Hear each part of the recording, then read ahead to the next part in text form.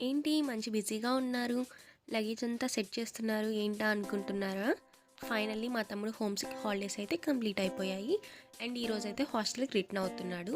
So, తనకు కావాల్సిన items అన్నీ మా మమ్మీ సెట్ చేస్తుంది. చూడండి ఎంత లగేజ్ అయిపోయిందో. ఒక ట్రాలీ మొత్తం డ్రెసెస్ సరిపోయాయి. 2 బ్యాగ్స్ మొత్తం బుక్స్ సరిపోయాయి. 1 బ్యాగ్ అయితే గ్రోసరీస్ సరిపోయాయి. చూడండి మళ్ళీ స్టార్టింగ్‌లో వెళ్తున్నట్టే తీసుకెళ్తున్నాడు అన్నీ.